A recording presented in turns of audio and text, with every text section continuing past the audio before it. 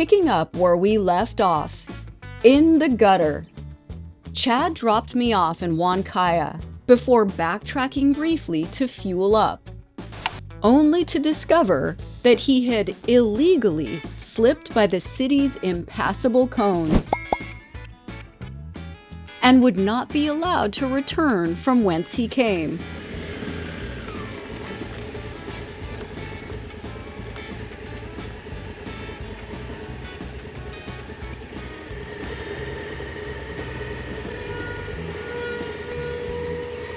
Oh, man.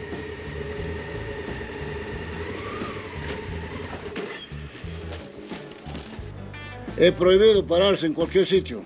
¿En serio? Sí, para eso hay un cono. Ese cono no se puede pasar uno. Ok, pero mi esposa y... O si no, vaya, pero usted dile al señor, tiene que guardarlo. Ok. Hell.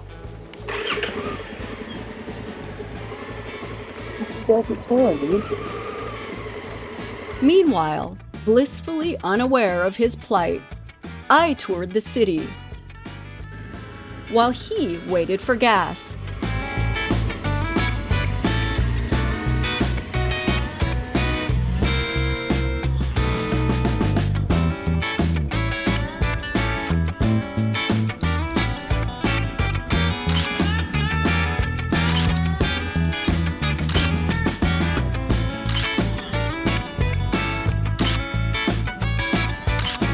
And waited.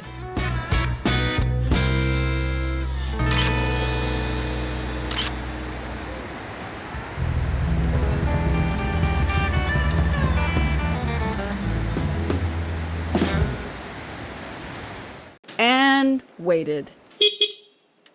Until eventually, just giving up. Working the back roads, he was able to circumvent Huancaya's airtight security, whereupon he retrieved me, along with our new dog, before being chased out of town by an angry mob. Yeah, look at that. What about gas? I did the math. I think we'll have it within 10 kilometers or so, so yeah, I think we can make it. But they gave up the pursuit, surely realizing we wouldn't have enough gas to make it back to civilization, and would likely die in the wilderness, which, quite frankly, would serve us right. But our anxiously awaited demise would have to wait. Today was shaping up to be another one of those days, long on pit stops and short on miles. My God. Wow. That's very cool. Yeah, the color of the water is everything. Yeah, it's very cool looking. But with scenery like this, who could blame us? Yeah, look at that. That's beautiful. This unique ecoregion is called the Central Andean Wet Puna and is punctuated by high-altitude wetlands, meadows, and a series of stepped turquoise lakes formed by natural travertine dams. The Pumacucha Valley is also home to some of the deepest and highest caves in the world. And there's gonna be a quiz later, so be sure to take notes.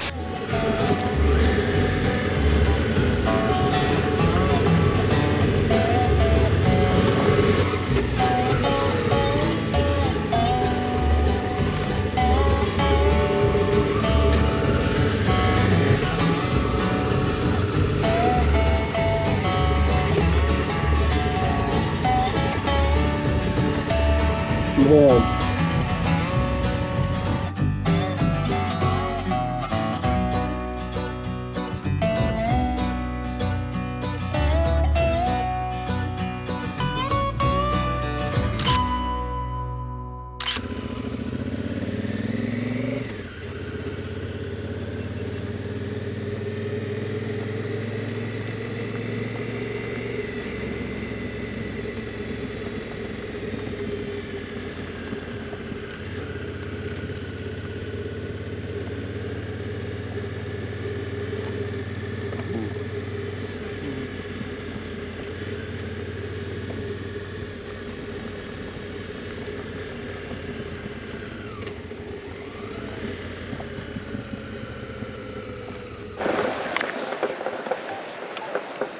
Hola. Gracias, sí. Hola.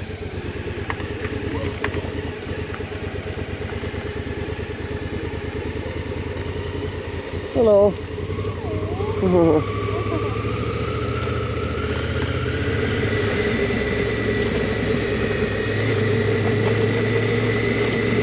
Passing through the village of Vilca, we continued north along the banks of the Yauyos River, deeper into the reserve.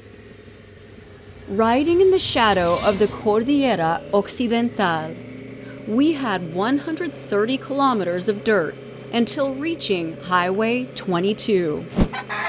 From there, another 100 plus kilometers of tarmac to Lima's beachside neighborhood of Miraflores, where we would begin the process of sifting through the ashes. But first things first, and before we plunge headlong into some of South America's most dangerous traffic, we still have plenty of this to enjoy.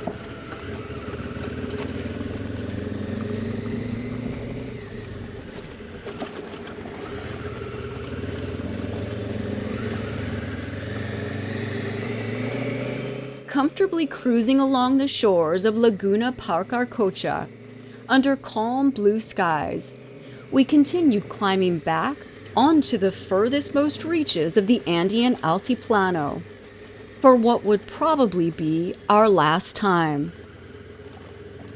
When Chad noticed a faint set of tracks departing the highway and decided to investigate.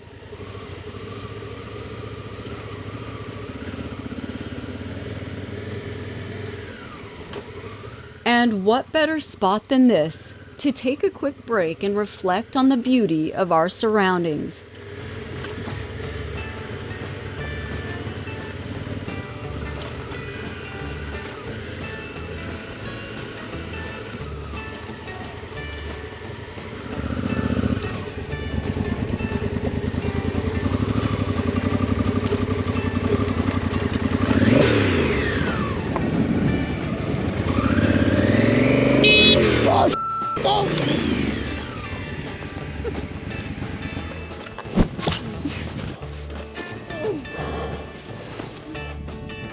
Sorry. Look how pretty it is, though. What was I hitting?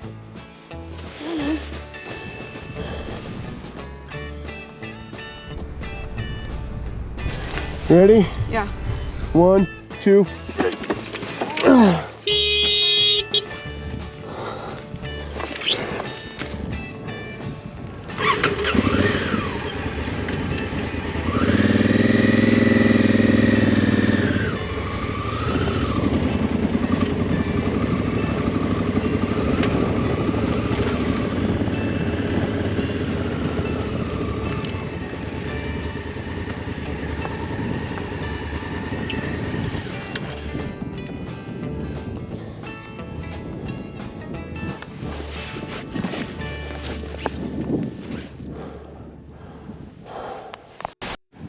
I don't know how high we are, but I can feel the altitude again, that's for sure. Can you? Yeah. Am I muddy? Huh? Am I muddy? Yeah. A little muddy there. Sorry about that. Look at this. Yeah. You flopped right in the mud. Look, I got mud on my phone. Alright. That's beautiful. Woo! Yeah, you ready? Sitting at over 4,300 meters, 14,100 feet, the altitude made a convenient scapegoat. Never mind the fact that we were loaded up like a couple of gypsies on our way to market. But with that out of the way, we dusted ourselves off and continued toward the 4,930 meter, 16,175 foot Punta Ushuayca Pass. Woo! Holy sh! And the best views of the day. Yeehaw!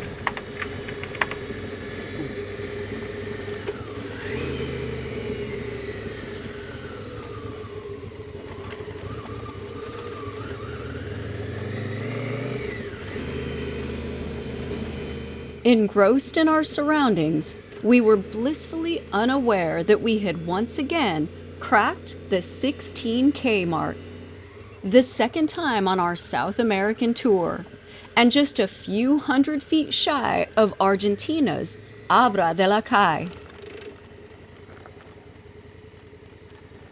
Descending the pass, stopping occasionally to speak with locals. Hi, what are you doing? We made our way to the highway.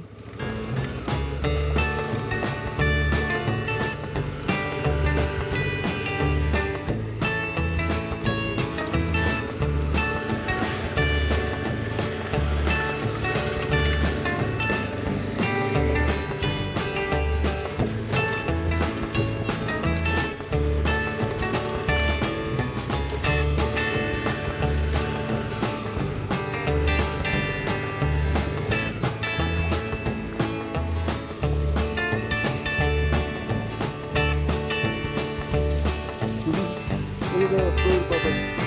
Deliberate syrup.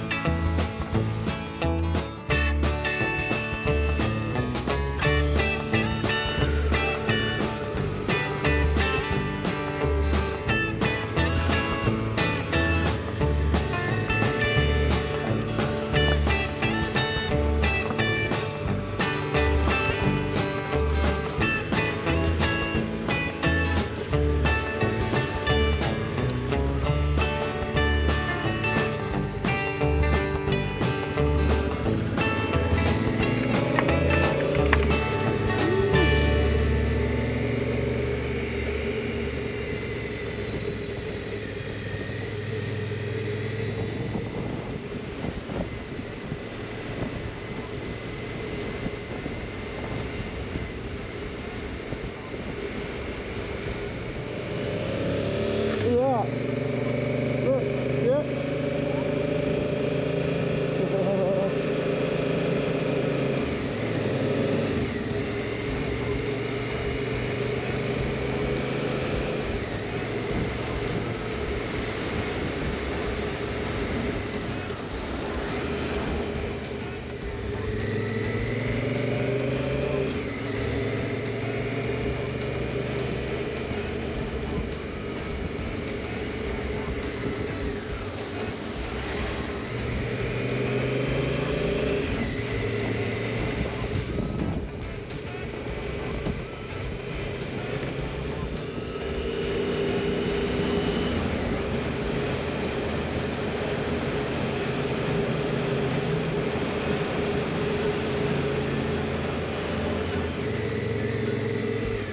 Whoa, look at that.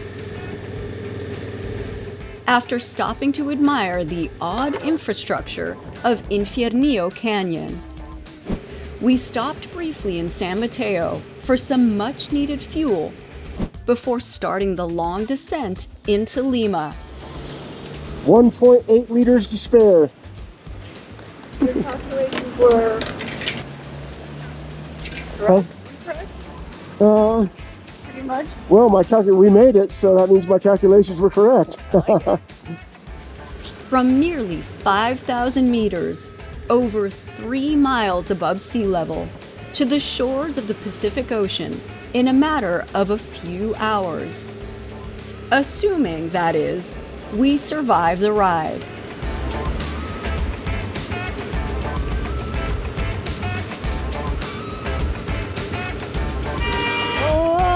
Oh, what a f***ing idiot!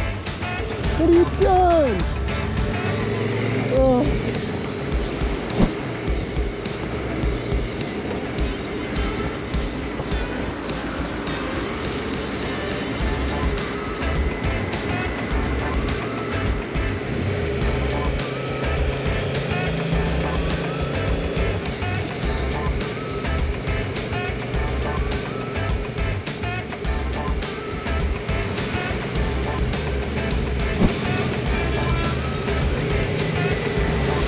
As we approached South America's second most populous city, both the smog and the traffic grew thick. Asshole.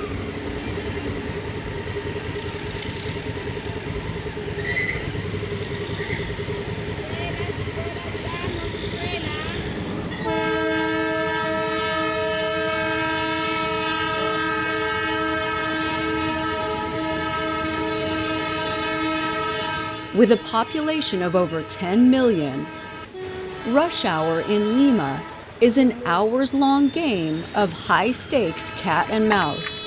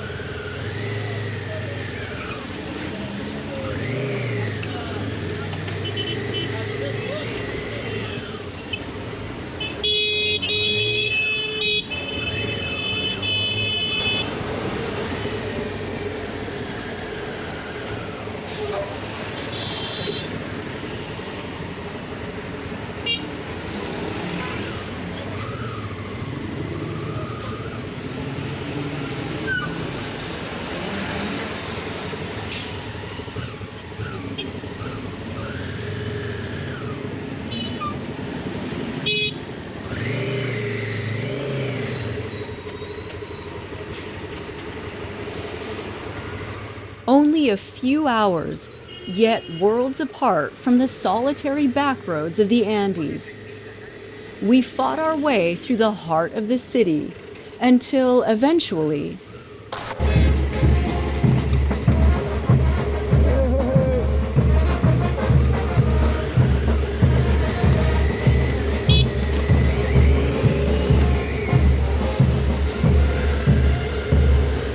arriving in the upscale beachside Miraflores, we immediately set to taking stock and stripping down our home on wheels in preparation of our departure.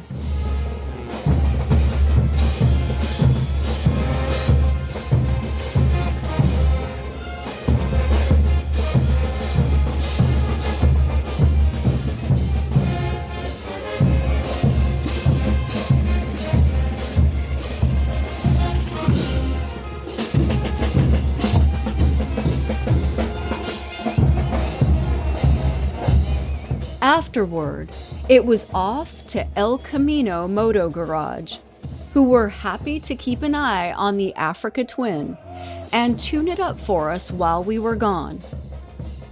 From there, a series of taxi rides to the airport and a flight back to Los Angeles. It had been 9 months since our return to Patagonia, and 4.5 years since Chad had left Los Angeles on what was then a brand new motorcycle, wearing brand new gear. But after over 60,000 kilometers, both the bike and Chad were ready for an upgrade. Not to mention, we were in the market for a few new toys. But we'll get into that later. For the time being, we've got a flight to catch. And as we depart South America once again, Season 3 of our little Moto Hobo vlog comes to an end.